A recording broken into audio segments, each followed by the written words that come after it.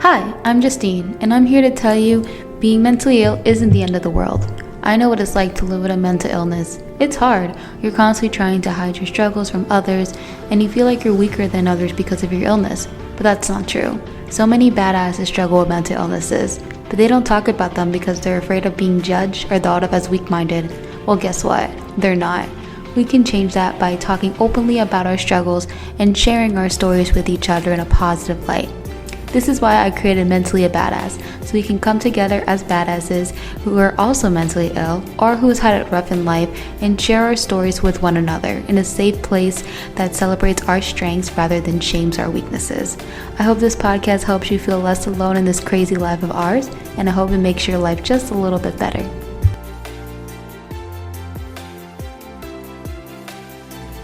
Welcome to today's episode. In this insightful conversation, I have the pleasure of speaking with Jessica, a dear friend of mine and a mother of two. Jessica graciously joins us to discuss a range of important topics that many moms can relate to. We delve into the realities of mom brain, the challenges of mom guilt, the impact of postpartum depression, and Jessica's personal mental health journey. This episode is dedicated to all of the moms out there who may question their abilities and need advice from someone who understands firsthand. So sit back, relax, and let's dive into this meaningful conversation that will offer encouragement and guidance to fellow moms on their beautiful journey of motherhood. Welcome back to Mentally a Badass. My name is Justine, and today is a very special episode. We are going to be focusing on motherhood, and I have my good friend, Jessica. I'm going to hype her up because she's going to probably feel embarrassed. I'm purposely doing that. She is the queen of motherhood, in my opinion. When I was away in New Jersey for a couple of weeks, when I was taking care of my friend's kid, I was like, oh no, I don't know what I'm doing. So I text Jessica and she helped me. And I was like, you know what? You're the perfect person. And she's ready to be vulnerable today and talk about what she goes through. And so, yeah, thanks for coming onto my podcast. Thank you for having me and for thinking of me. Absolutely. All right. So, just like in every episode, we like to always talk about you, talk a little bit about your past. Just we're not going to get too deep into it because I want this to be heavily focused on you as a mother today. But I do want to ask, before you became a mother, did you have like any struggles with your mental health, such as like anxiety and depression? I did, yes. So, about 5 or 6 years before I became a mom, I was diagnosed with just generalized anxiety disorder. Um, During college, especially, that was when I really struggled the most because I was going to school full time and working full time and started to recognize some anxiety and depression symptoms. And that's when I decided to reach out to my doctor for help. So, had been struggling on and off for a few years before I became a mom. Well, thanks for sharing that. So, did you when did you know that you were like, I want to be a mother? Let's talk about that. I've pretty much always wanted to be a mom Mm-hmm. my entire life. I grew up with a very large family, lots Mm-hmm. of little kids in my extended family. And age-wise, I always fell right in the middle of all of my cousins. So pretty much everybody was either much older than me or very much younger than me. So I was always designated babysitter at family functions, and I babysat neighborhood kids. I mean, since I was like 8 or 9 years Really? old. So I've always loved being with little ones and knew I wanted a family. And that was one of the things that brought my husband and I closer together when we were thinking about getting married because he wanted a family as well. So something that I've always looked forward to in life. And you always have like that nurturing part of you. I mean, when I first met you, I remember I was like, man, she has her life put together. She's a leader. She is amazing. And you always just kind of like had that nurturing. I mean, little background here for people who are listening. She's my boss. Just to throw that out there, put that in perspective. But I mean, technically you were my boss, but you're kind of just like also kind of like you like to say you're my mother, but I'd say you're this big sister. But you're a very nurturing person, and like you always just had like those like nurturing like skills when it comes to like the team and stuff like that. So I'm gonna transition to it's gonna kind of go completely opposite. But when you had your first child, did you ever have like moments where you're like experiencing like self-doubt? Every single minute of every single day. It was almost a little unexpected because when I was preparing for motherhood, when I was pregnant, I felt very confident because I had a lot of experience with young children and with babies. But the minute I had my own um, small, little, helpless baby to take care of, um, I questioned every single decision and every move I made every single day. And I mean, I still do today. About a little over 3 years into parenthood now, and it's almost crushing sometimes, Hmm. feeling like, am I making the right decision? Is my decision to do something away from my children during the day, when we have a free day together where I could be spending time with them instead? Is that the right thing? Yeah, Am I making the right choice in what they're eating for breakfast, yeah. lunch, and dinner? I fed someone muffins that had extra sugar in them. Like, oh my gosh, they're going to be screwed up nutritionally for the rest of their lives. Like, I Oh, literally yes. question myself all the time. Do you think usually with when it comes to like self-doubt or like mom guilt, at least from my research, it was saying it would stem from something as feeling like from your past. Do you think there's like something from your childhood that gives you that kind of anxiety that you fear? Because like I know a lot of parents that, oh my gosh, I think I screwed up my kid or things like that. Like, but scientifically they say like, oh, it stems from something in your child. Can you think of like anything that you feel that may have made you feel like that today in your adulthood? I've talked to my therapist a lot about this exact thing. For me, I think it's something to do with my perfectionism, and Oh, yeah, I you am are like striving. that. Yes, I am such a perfectionist, and I'm really tough on myself. And one thing that's really difficult when you're a parent, when you're a mom, is that there is no perfect way to do anything. There is no Hmm. right way to do anything. And so Hmm. I feel like I'm always trying to make a decision that is the right decision, but there are a million ways to interpret what that means for you and your family. And Hmm. there's no one giving you feedback. There's no one being like, yes, that was a good decision for you to make. Yes, you did the right thing. You're a good mom. And people have told me throughout my life that, well, if you're wondering that if you're a good mom or not, you already are because you care enough to wonder if you're a good Yeah, mom. no, it's true. Did But you? I always tell my husband that, like, I cannot wait for the day that I can ask my kids, am I a good mom to Oh, you? And they're like, yes, mommy. Like, I can't wait oh. for that day because you don't know when they're little. They have no way to tell you. Yeah, no, sure. Right now they're just like very like lovey and like want mommy and things like that. So I was gonna ask you, have you ever like, had someone come up to you and be like, "Oh, you shouldn't do it like this, you shouldn't do it like that," and kind of give you like unsolicited advice or kind of shame you in any way? Do you ever have to experience that? I have not experienced it from a stranger. I've never had somebody come up to me and make a comment or a suggestion.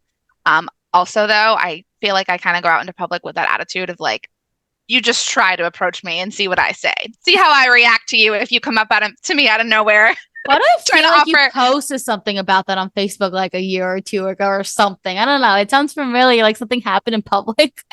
I had someone make a comment to me that about pushing a stroller. Is that what you're thinking I of? think that was something like that. It was something where you were like, you went like, you were so angry on Facebook or whatever.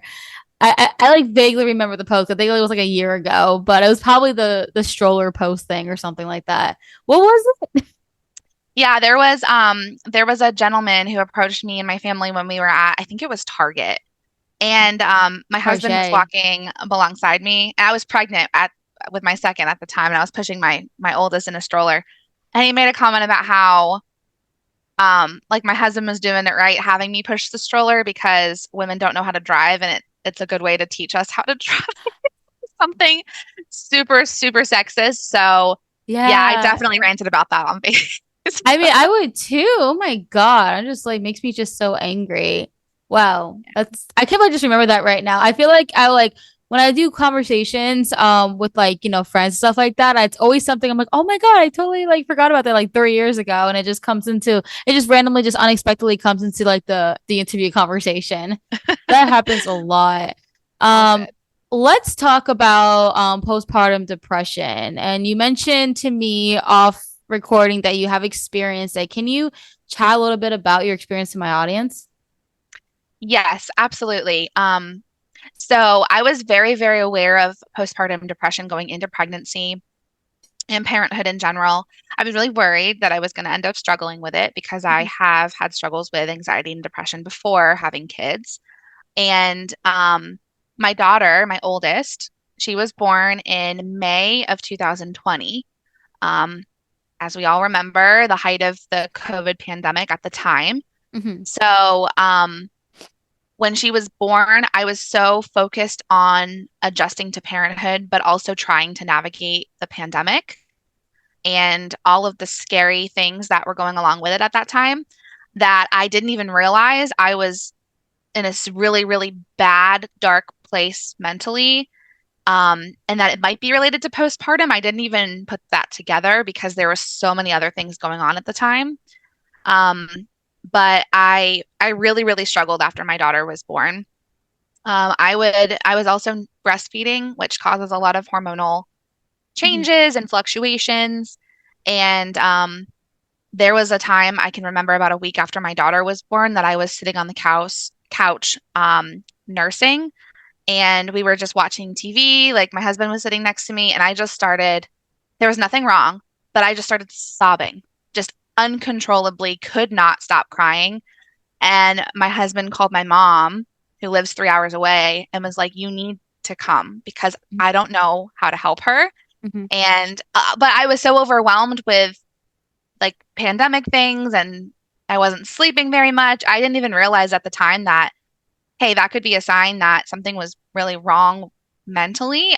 I Mhm. just thought that was like normal parent overwhelm. Mhm. Um, so looking back, I realized that was probably my first real sign that something wasn't quite right because I was having a lot of moments like that at the beginning with my daughter. So I wasn't actually diagnosed with postpartum depression and anxiety until my second baby was born, almost a year and a half after my first. Um, and I was having a lot of trouble with returning to work Mhm. after maternity leave. So that was about 6 months after he was born. And a lot of times with postpartum depression, you're screened by your doctor for it. Mhm. Um, in the early days, you go to like a one or two appointments maybe with your doctor after you have a baby, and they do like a questionnaire, ask you some questions about how you're feeling, if you're having suicidal thoughts or actions. But that's the only time anyone really checks with you. Mhm. No one really thinks to check on you from a doctor perspective when you're at 6 months postpartum or 9, 10 months postpartum. So when I went back to work, I was having a lot of trouble adjusting to going back to work, taking not one but two kids to daycare. I was pumping for my son at the time, pumping breast milk. I have a very long commute to and from work. I was spending 3 hours in the car every day, round trip. Oh, wow. So I was so overwhelmed. I would just get home and I couldn't function. I couldn't do anything. I didn't want to eat. I didn't want to participate with anything my family was doing. I was crying all the time.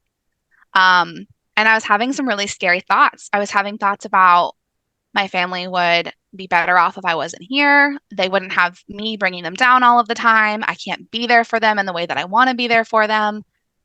That's when I reached out to my doctor and was like, something is not right. I Mhm. am I am having a really, really hard time. And I got a diagnosis.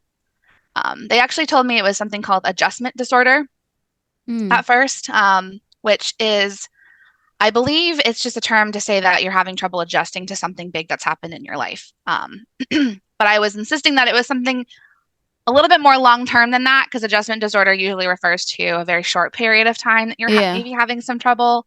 But eventually, after I was matched up with a therapist, we talked about it being more true postpartum depression and anxiety than anything else.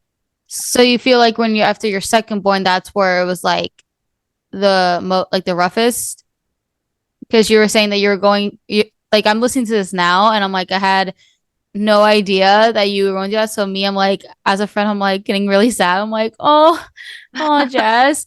That's Um, okay. I didn't, I'm the kind of person where I don't ever want to burden anybody. So I have never really told anybody. My husband obviously has been here for me and he's amazing and helped me through mhm. it. I really leaned on him and I leaned on close family, but I'm very private about that kind of stuff. This is really the first time that I'm telling anybody. Well, I figure if my experience can maybe, No, I don't know, yeah. let someone feel that they're not alone. Of course. That's, That yeah. yeah, you were very vulnerable and that took you a lot of courage. Like honestly, I really do appreciate that. I was like listening to this and I was like feeling I mean, obviously I can't I mean, I can relate to the dark, moments because my situation, everything like that, but I'm like I feel like when someone who may be experiencing it and don't really know it, and then you're talking about everything you went through, they may think, oh, maybe I'm have postpartum or the adjustment disorder. I've never even heard of adjustment disorder, so Yeah, I'm I sure. hadn't either. I hadn't either. Yeah, so I'm assuming that like whoever listens be like, oh wait, I never heard of this. Let me go reach out to my doctor. Like when I post content, like a lot of people do comment, they're like, wait, maybe I should talk to a therapist. Like that happens a lot. And Yeah. people can find this if they hear someone talking about it and then they're listening and they're like, oh my goodness, I'm experiencing the exact same thing. I should go get help. So this could, help a lot of people. And it really, it takes that person to like have the kind of courage to like go on the internet and talk about their experience. So that's amazing. And I feel like people that we know personally are going to be like, Jessica, you're going to probably get text messages. Maybe, but thank you for thinking that I'm courageous. I definitely don't feel like I'm courageous Really? like ever, but I appreciate you saying that. How would you describe as like mom brain? Yeah. So the way that I feel about mom brain is that I have prioritized everything for my family and my kids, and I tend to put myself last. So when it comes to remembering anything that is outside of something that's directly impacting my kids or my family as a whole, I have a hard time finding space for it in my head. And I always feel a little foggy. Mm-hmm. I listened to a podcast called Mom Well, and Okay. the host of that podcast is a psychotherapist, I believe, and she specializes in perinatal disorders and motherhood in general. And she talks a lot about something called the invisible load of motherhood. So there's like a running checklist that I think typically, if we're talking about, traditional gender stereotypes, there's a running checklist that moms usually have in their head as opposed to maybe their dad or their partner in the relationship. But I'm talking about like, so for example, for me, I always have this running checklist of like, okay, my daughter's in size 4T clothes right now, but she just hit a growth spurt. She needs some more clothes. I need to go buy her all new clothes in size 5T. And oh, by the way, her Crocs were fitting her feet kind of small the other day. So I need to go get her more shoes. And we're almost out of applesauce. I need to do a grocery order on Instacart and get like snacks for them for the week. And I have all this laundry I need to do. And Violet just finished soccer classes. So I need to see if I can get her in swim classes for the summer. And we have a birthday party next weekend. So I have to make sure I get a present and a card for this other kid for his birthday party. And then, so I have all of these like running things that I typically try to keep organized for our family. Yeah. Um, and my husband might have that same running list in his head, but he just Yeah. approaches it differently than I do. And it's Yeah. exhausting, right? So, like, Yeah. everything I just talked about has nothing to do with my job. I work full Right. time. Yeah. And I am like a manager. So I have a lot of other people at work that I'm responsible for. So Yeah. I have to have like different parts of my brain that I turn on and off. And to me, my mom brain, all of that, the stuff about my kids and my family, that is priority number one. Yeah, of It will course. always be the most important thing. So when I do turn on my work brain Mm-hmm. or like the part of my brain that's for, my friends or like for hobbies, those tend to feel a little bit more foggy because I've used so much energy on all the mom Uh, stuff. uh, So I don't know. That's how I think about mom brain. that actually is such a great way to explain it. Oh my goodness. That was beautiful. I have a question for you on that. so you have all this stuff you got to do, and you have like all these categories. Okay, so you make sure obviously your kid has clothes that fit them properly. Make sure they're being fed properly, snacks, food, hobbies, all the stuff to make sure that you are not only keeping your child alive, but like being a really like good mother and raising them and teaching them like manners and like things like that. Like there's so much more to like taking care of a kid than just keeping them fed and alive. You know what I mean? So Absolutely. I mean, Yeah. yeah.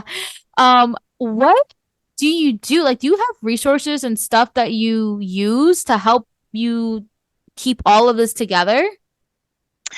That's a really good question, something that I've been working on getting better at because I utilize a lot of different planning tools. So, um, I will typically rely on like my phone, Mm-hmm. any kind of like calendar or reminder or checklist on my phone really helps to keep me and my family organized. So, my husband and I we share I think it's a reminders list on our iPhones, I love that we that. both have access to. So whenever there's something that comes up, especially groceries during the week, if we're out of something, we both have access to this checklist. And so if he adds something to it, I get an alert on my phone. And then if I add something to it, he gets an alert. So we have a couple different ones. We have like one for groceries, one for like stuff for the house, one for our dog. Um, so that helps us because he also works full time. We have opposite Mhm. schedules. So like he is my partner in every aspect. And so I cannot parent without him. And I think I hope he feels that he cannot parent without me. So we try to I team. love you Um, guys. Cheers, we Steven. You are a rock. team.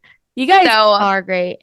thank you. Thank you. Yeah, he's amazing. I'm so thankful for him. But yeah, we just try to communicate as much as possible and we use our phones. And then I also have in our laundry room, we have like a whiteboard calendar.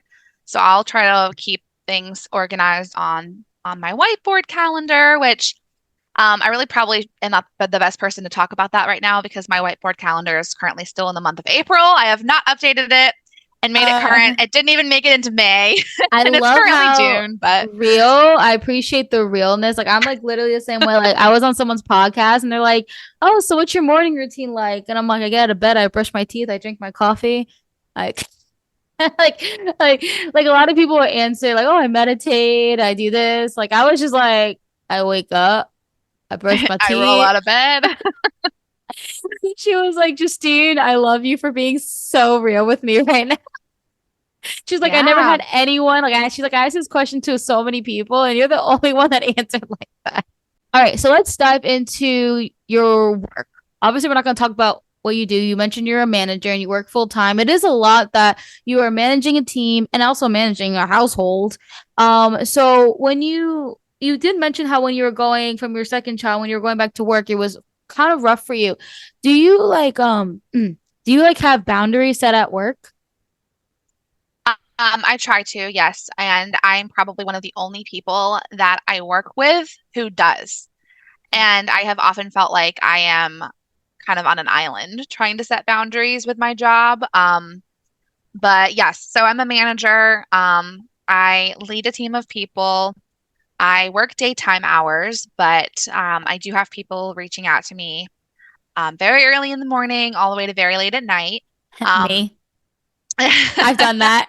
Oops, I'm guilty. That's okay. That's okay. I mean that's part of my job. But I try very hard to be the type of person who, I have my family in the morning and I have my family in the evening and I have my family on the weekends. So when I am with them, that is who I'm focused on. And I am not the type of person that typically will check my work email first thing in the morning unless there's like some big thing happening at work where I need to be. Mhm. And then same after hours. And my team knows that about me. And I think culturally they understand, okay, if I try to reach out to Jessica and it's not during her normal working hours, there's a good chance she's not going to respond until she is back in the office on normal working hours. The minute I have in the past maybe blurred that line, then th there's almost an expectation set that I will be responding to emails or text messages or phone calls. when I'm with my family. And so I try very hard not to blur that line because I don't want to create a precedent or, just disrupt that dynamic and people expect something from me that I'm not going to be able to sustain. So it has been very important to me to create some sort of boundary with my work because I don't want my children or my husband or my friends or my mom and dad or whomever to feel like my attention is split and that I'm distracted by work when I'm trying to spend time and focus on them. So I try very hard to focus on what's in front of me at that time. So the same can be said for when I'm, at work, when I'm actively working during my normal working hours. I work hard and I try to stay very organized and give, my job 100% of my focus. Um, so yeah, so boundaries have been very, very important to me. And I kind of feel like a trailblazer sometimes at work because I don't have anyone there's no example for me. Like no one else that I work with is like that. People are working all Yeah, no, hours, I remember so you saying that. I felt like you were when I was working for you, I remember you were going through that where like no one really understood why you would have to take time off for this or boundaries. And I felt because there's like this whole thing like on a generation above us is that it's like work, work, work, work, work, hustle, hustle, hustle. And it's like you and I both understand that it's like at the end of the day, it's like family is the most important. And yeah, I understand. work's not going to love you back, like that's just I'm there for a paycheck and I'm there because I love the company I work for and Yeah. I like the people I work with, of course, but ultimately like my family will always be my top priority and the most important thing to me. So, I saw yeah. this TikTok lately, yesterday of Blake Lively. She was I don't know if it was an award show or something like that, but she was saying how her husband she was saying like, oh, her husband's Ryan Reynolds.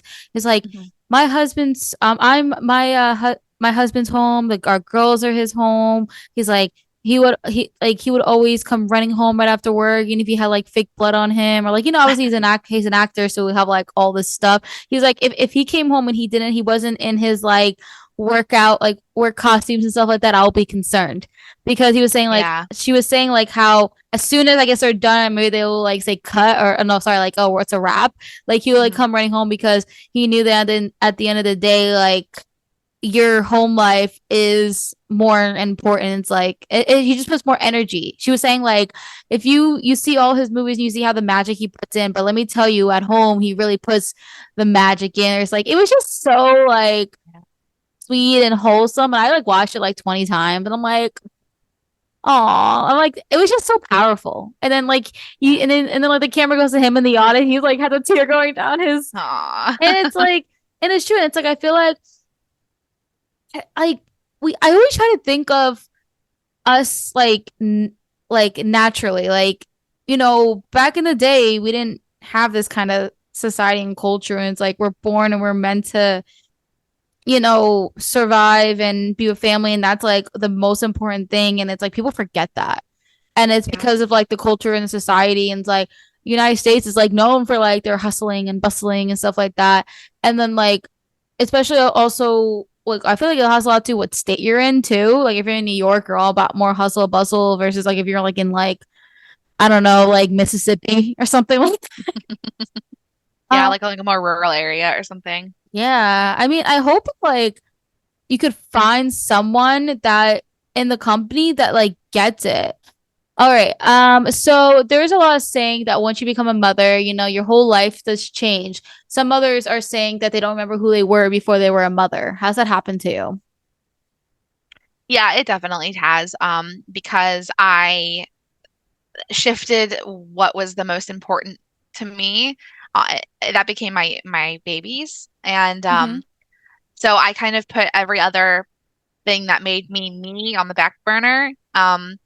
And a lot of that experience for me personally, I think, is because I chose to breastfeed my kids. So I was literally on demand feeding them anywhere from every 30 minutes to every 3, 4 hours, 24 hours a day for, almost 2 years between both of my kids. So that's a lot of time that I really couldn't spend away from them or, do something that they weren't involved in, such as like a hobby or going on a trip or spending time with a friend, because I would always have to have this thought in the back of my mind of, okay, I either need to get home at this time because they're going to be hungry Mhm. and they won't take a bottle, they only want mommy, or I would have to pump and I would have to allot time for that.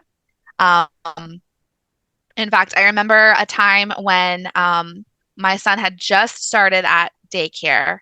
It was the week before I went back to work from maternity leave after he was born. And my husband and I had an opportunity to go and ride a brand new attraction at a Disney theme park. And I had to bring a backpack with my pump and bottles and a cooler. And I had to literally time when I was going to be in the queue at the attraction, when I could find my way over to baby care and find a private space to pump. And then I had to figure out how am I going to store my milk in the hot Florida sun? And then how much time do we have to get back to the car before it needs to be refrigerated?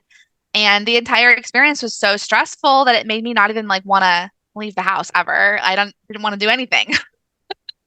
So for me, that was that all of those things contributed to this feeling of a lost identity. Like I don't even know who I am outside of the food maker, like the breast milk supplier and the person who they want to be with. So I have had to make a very mindful, concentrated effort to change that thought process and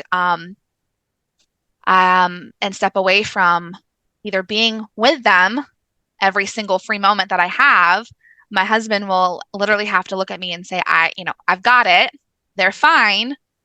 I'm gonna play with them for like an hour and a half. You like go take a solo Target trip, or I've recently taken up gardening, which I I love very, saw very much. that. Yeah. So he'll be like, go and take care of your garden for like an hour. Like go spend an hour outside in the sun and get your hands in the dirt.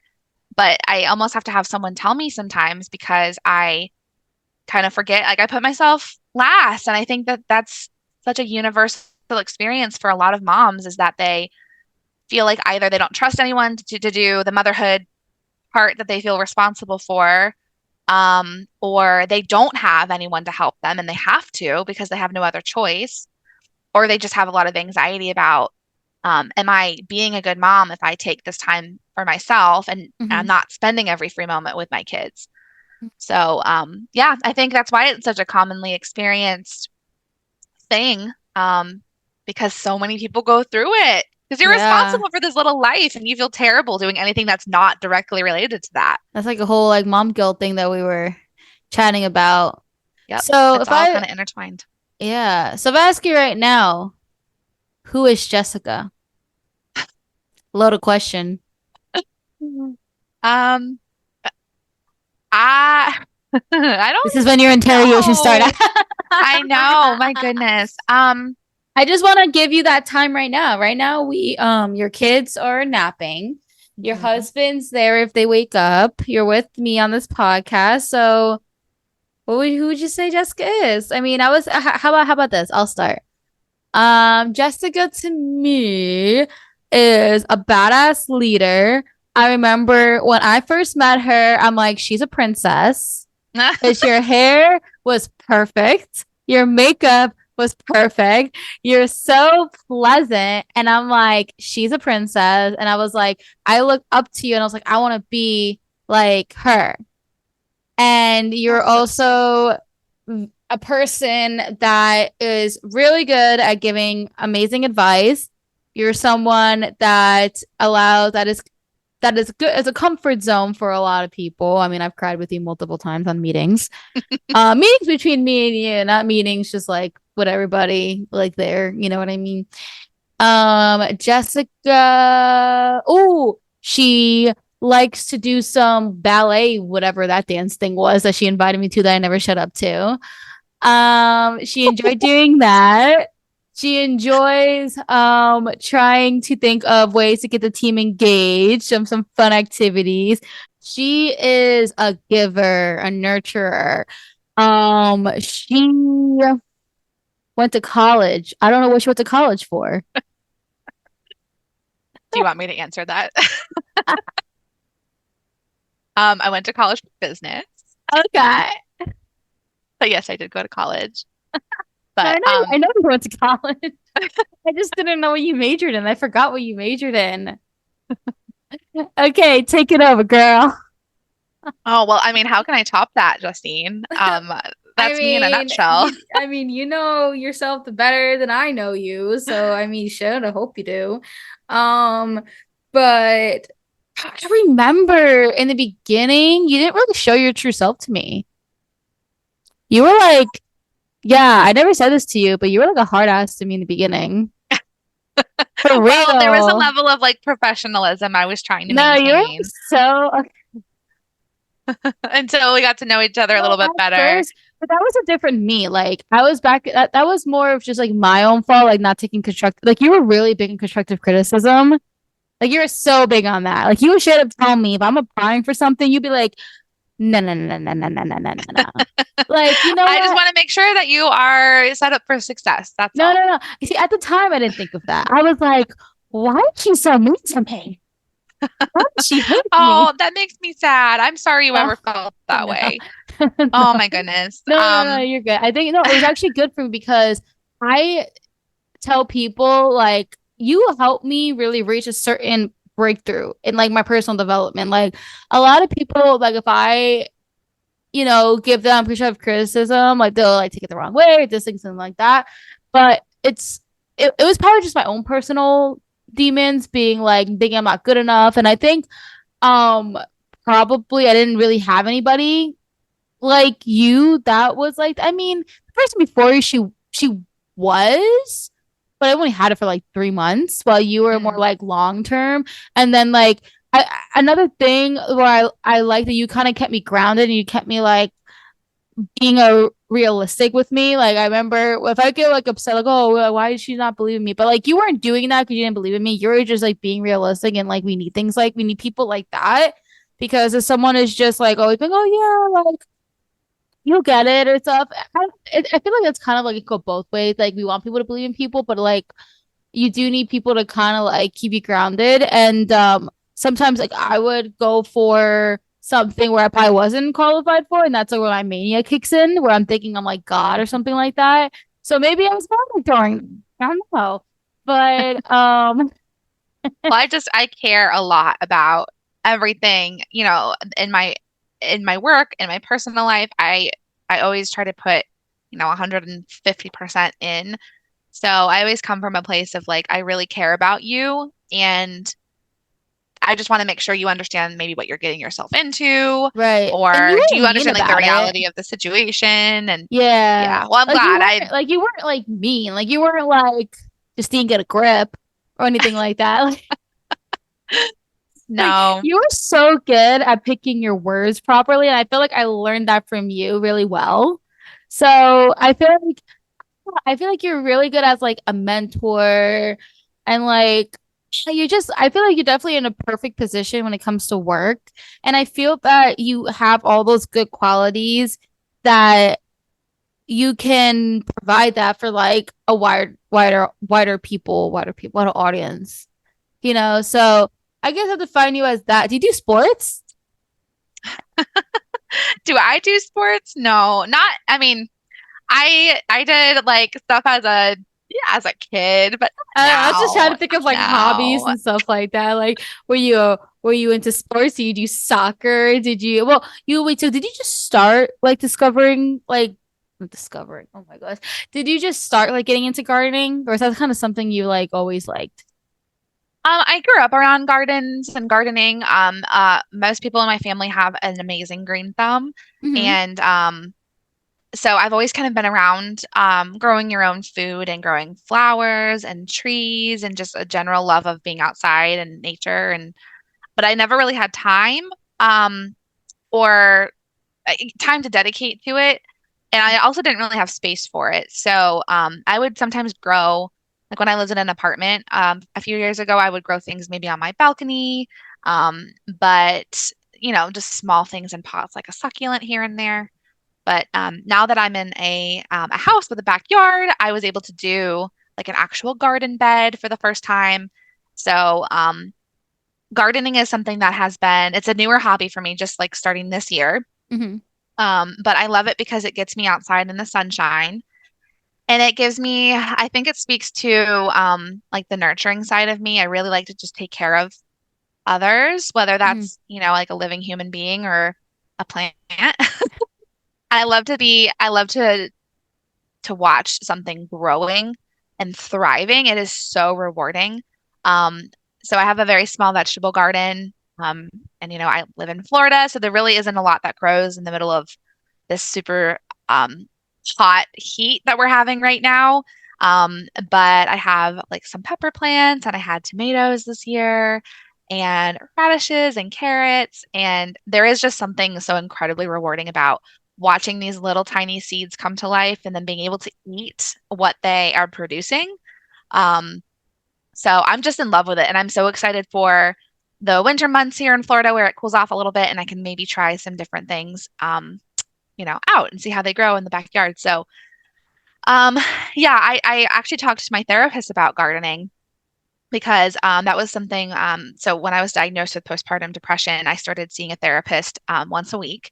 Mhm. And it was my therapist was very straightforward about me needing to have something outside of taking care of my kids and working to look forward to. And so that was kind of what um, she encouraged me to look into gardening because it was something that I was interested in. Mhm. And she made a comment about how being out in nature is one of the best things you can do for your mental health because you need fresh air. Humans are kind of like plants. You need fresh air, sunshine, a good drink of water every once in a while. But it's almost like your body intuitively knows, or like your soul knows what you need when you're really going through something and you're really struggling with something. And a lot of times people like subconsciously will seek out time in nature when they are the most stressed out. So some people that might look like going to the beach. A lot of people tend to gravitate towards the beach for vacations, um, Mm. or going hiking, Mhm. in the mountains maybe, or going to a park, with their friends and family on the weekends. But a lot of times it's just about being outside and being in nature. And I think that's why I wanted to do gardening is because it gave me an excuse to be outside just here in my own home. Mhm. And it was like intuition, like my soul knew I needed something because I was in such a dark place a couple months ago, after my diagnosis. So, yeah, Yeah, you know what I did one time? I went outside and I laid on the grass and I looked at the sky and it felt so good. yeah, it's Sometimes called you just, grounding. yeah, sometimes you just have to just like go into nature. I mean, humans weren't meant to live like this, Yep, yep. being surrounded by pollution. Oh, no, actually, no, pollution is more New Jersey. Um, I think it's a global issue now. oh, New Jersey is like you see a thing, you see it. Like you literally in like your friends say, oh, look, pollution. Like it's really that bad. But anyway, yeah, no, and then no, you're 100% right. And it's definitely very relaxing. And then, hiking, and I always feel like so much better after going hiking and then Mhm. just being in the ocean. It's like Yeah, it gets when your you endorphins up and yeah, like you can feel it. And I mhm. think that's why like, mental health problems is such a crisis these days is because we're living in a world where it's doesn't benefit us at all, like our brains. Yep. It's kind of insane. You really like think about it. So you talked about how do you still see a therapist? I do. Yeah, I don't see one every week now. I'm at about every other week. But I was seeing a therapist every week for about 3 months, and now I'm every other week or so. Yeah. Okay, yeah, that makes sense. Do you there is so yes, I was doing some research before this and I was wondering if there was therapy that was specialized in motherhood. So apparently there is. It's like a couple of different places. Um, do you feel I feel like I already know your answer, but do you feel like they should just pretty much just make that like a regular practice? Yes, absolutely. I think that, in fact, I believe other countries they do mental health check-ins during the postpartum period Mm-hmm. because perinatal mood disorders are such a huge crisis worldwide. But it's especially bad here in the US, I think, because we don't have um, very good care for mothers in the postpartum period at all.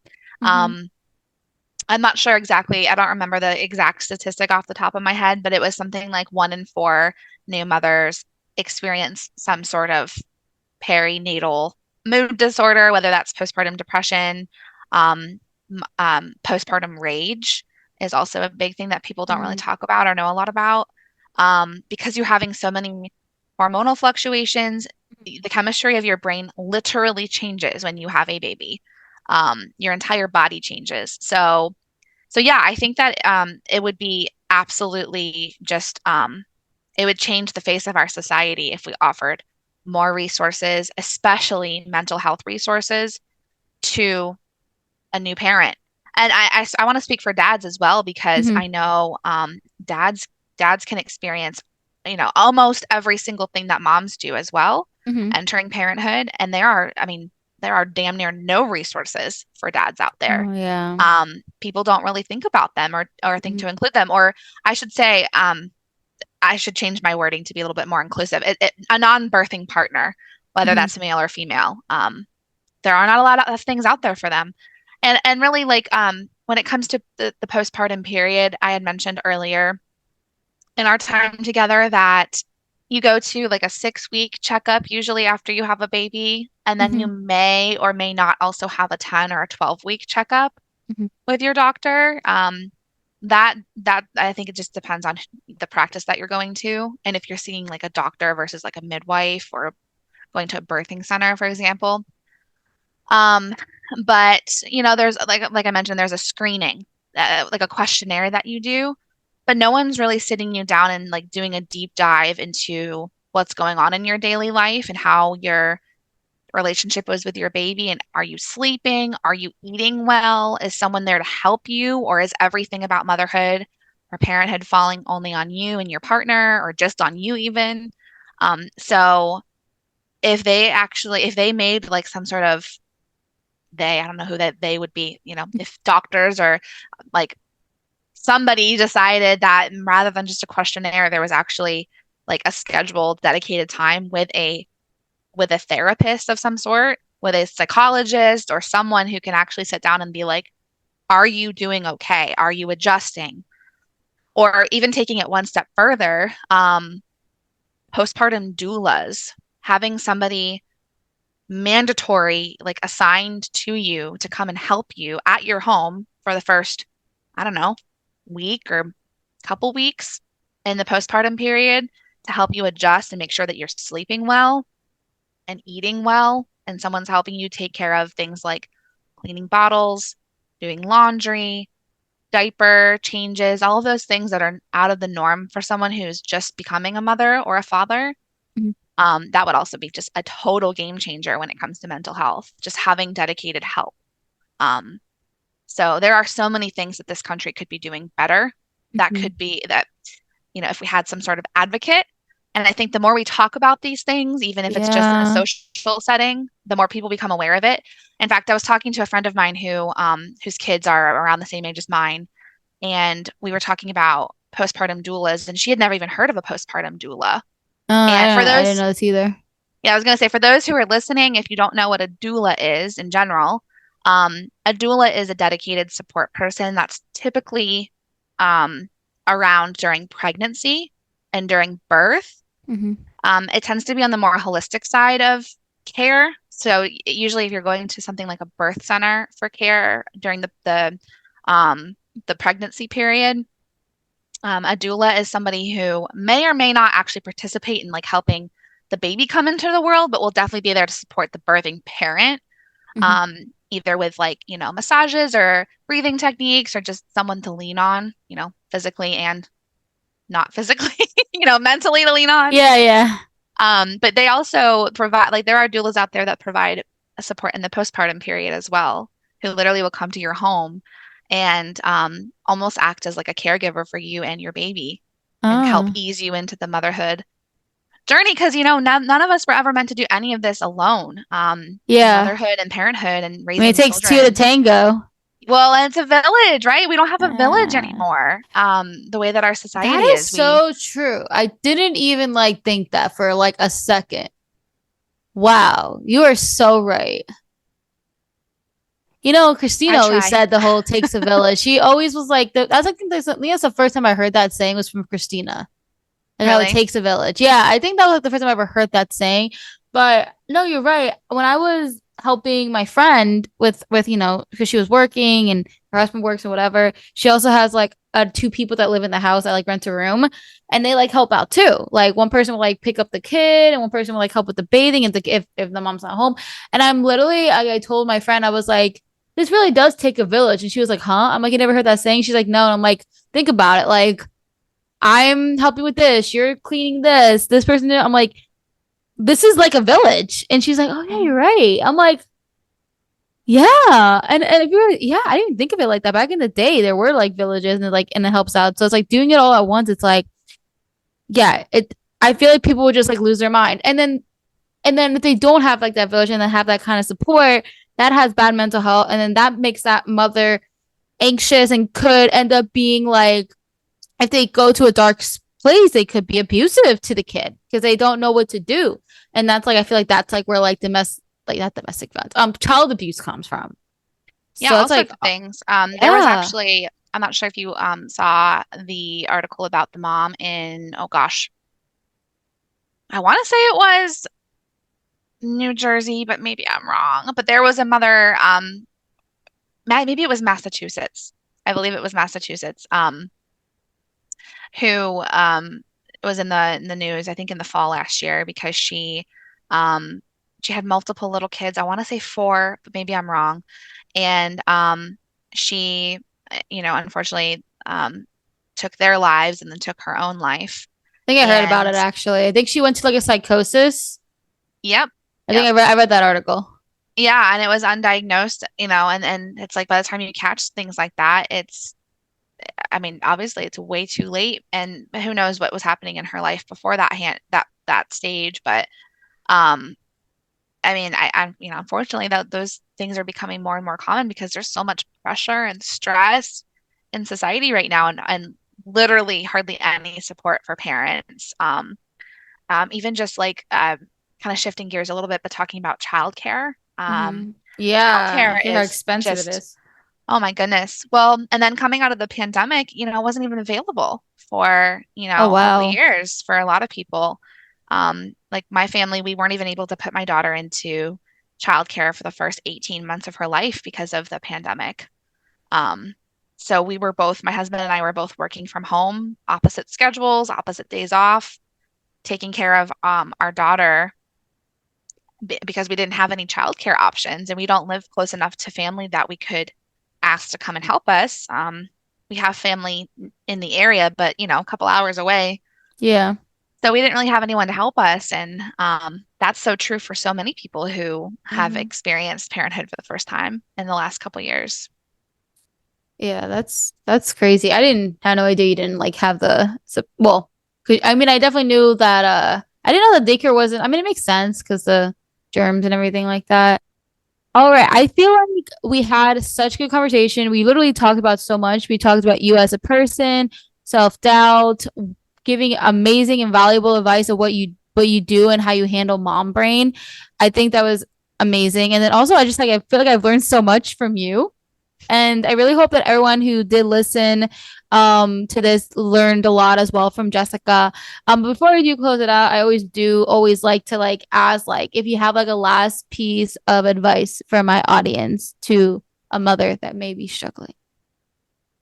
Yes. Oh my goodness. I feel like I have so many pieces of advice that I would love to be able to give, but um, one of the ones I want to just stress is that for anyone who is struggling with, especially, postpartum mental health issues or just mental health issues in general, the most like game-changing thing that I have experienced is not being afraid to reach out and ask for help.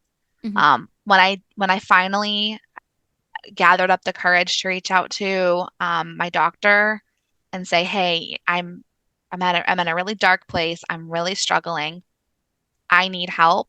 I had resources coming out of like the wazoo. Like I had so many people in my life who stepped up to help me. My doctors helped me. I was able to get into therapy. I was able to take time off of work. so that I could rest and focus on getting better. And if I hadn't just scheduled an appointment with my doctor and been like, I need help, Mm-hmm. which is the first time in my entire life that I had really um, been afraid to go to anyone and say anything because I felt like it would be admitting failure, saying that I was having a hard time adjusting to parenthood and that I was in such a dark place because I was a mom.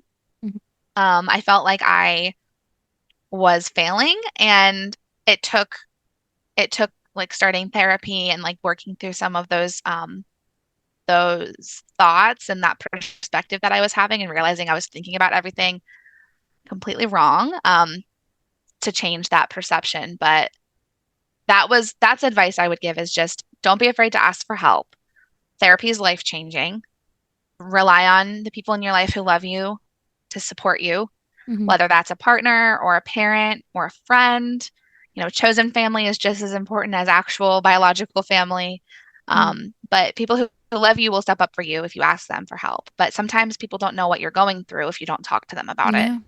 So, the more people who you tell, and who you can rely on, then that makes you stronger. And Mm-hmm. then it also makes you realize that you're not in anything alone. Thank you, Jessica.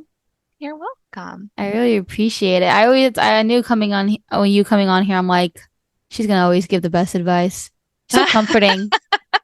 Oh, well, I'm glad you think that way because I still feel like I am figuring out things every day. Like in fact, this morning I had like a breakdown to my husband because we had done grocery shopping and my daughter has had tantrums this morning and I was like, what am I doing wrong? Why is this not getting Oh, easier? But I still have days like that because, yeah.